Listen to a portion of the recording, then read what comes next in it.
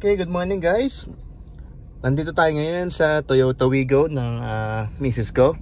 So gawa lang ako ng remake na review ng Navitopia head unit. Kasi yung nagawa ko before, trial pa lang kasi yun eh. First time ko pala mag-vlog. So malakas pa yung background music kaysa dun sa boses. So pasensya na sa mga naka-views ha. So ito nga, gawa tayo na review. Pero may I request na please subscribe to my channel, RaceTour TV, and please press like, and yung mga gusto mag-comment, please drop your comments na lang. And yun nga, so itong Navitopia head unit namin, ito yung nakakabit natin sa Fortuner, nilipat namin dito sa Wigo, and this is 2GB RAM and 16GB internal. So naglagay na lang ako dito ng USB, yun siya, para hindi masyadong magamit yung internal memory. Meron pa siyang isang available na USB. Actually ito gagamitin ko para sa TPMS, tire pressure monitoring system. Hindi ko pa siya ngayon nalalagyan, saka na pag may budget na lang. So yun nga, ito sa Navitopia na nakakabit dito, 2 years old na siya. And sa ngayon maganda pa yung performance niya. And I can say na sulit talaga yung bili namin. I bought this around 13,000 pesos. Entry level lang siya pero ang ganda niya. Let me check na lang dito kung ano pa mga meron. Kasi ngayon ko lang ulit ito na kalikot eh. Yan. So tulad ng ibang head unit, meron siyang radio.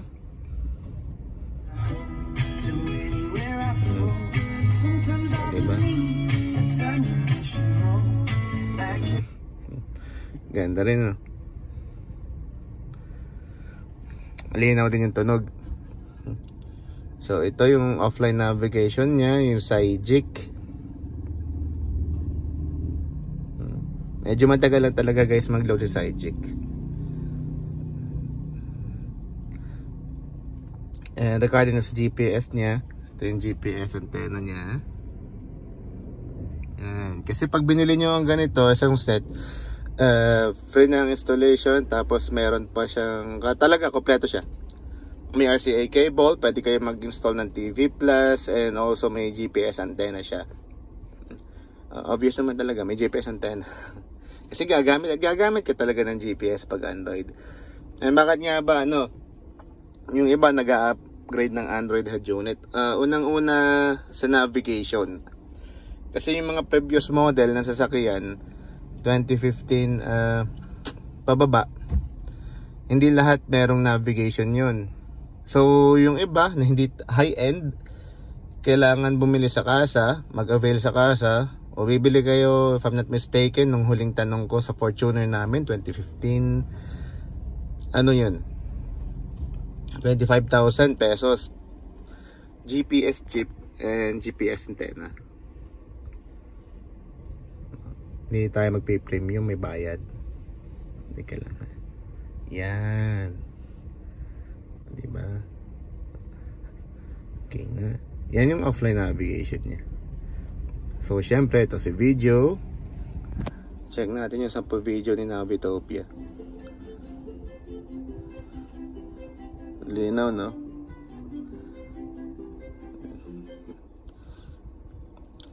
And yung pinaka favorite, yung music, ito talaga pang entertainment. Pag long drive tapos mag-isa ka lang, diba?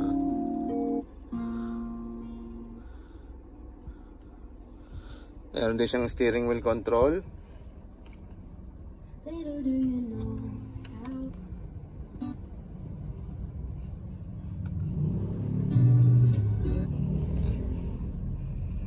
Okay. Try muna natin. So it can also be connected in Bluetooth. Yan, nakakonect tayo. Tapos kasi may isa kasing USB nakapasak sa atin, kaya meron siyang logo dito. So ito sa sa updates. Yan, na-update ko na yung applications niya para just in case na gamitin siya for long drive, hindi tayo maliligaw ng Waze. Kasi pag hindi updated si Waze, kung saan ka dadalhin yan. Yan. Ano pa nga ba ang pwedeng features ito? So yun, pwede mo siyang installan ng TPMS. May mga nabibili naman sa Lazada, and as well as the dashcam na pwedeng i-connect dito sa Android head unit. Pwede rin lagyan siya ng 360 camera, pero depende sa level ng ng head unit. Usually pag na Vitopia, yung high end lang talaga, yung 64GB talaga yung may ganong features. Ito kasi entry level lang so basic.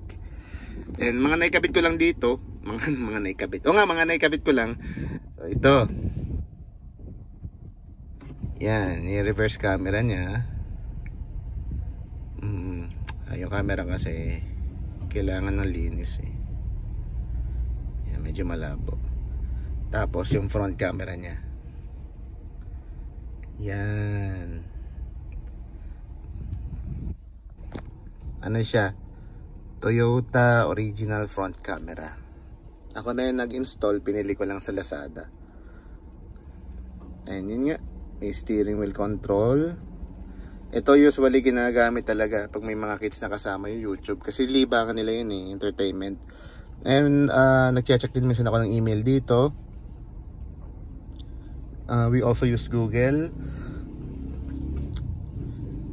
kaysa hawak pa kami ng cellphone. And paano kami nakakonect sa internet? We use hotspot. Kahit anong cellphone na may hotspot, yun ang ginagamit namin. So ganito yun, ito yung front camera niya. So ganito siya, nakakabit.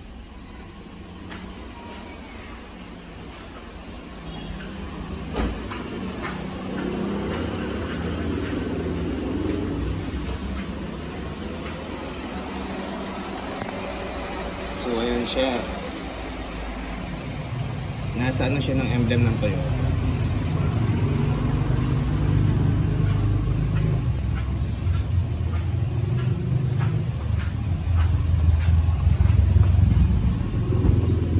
And ganito yung view niya, yan. Ito kasi nag-automatic siya, pag ni-reverse mo siya, mag-reverse siya, tapos matic,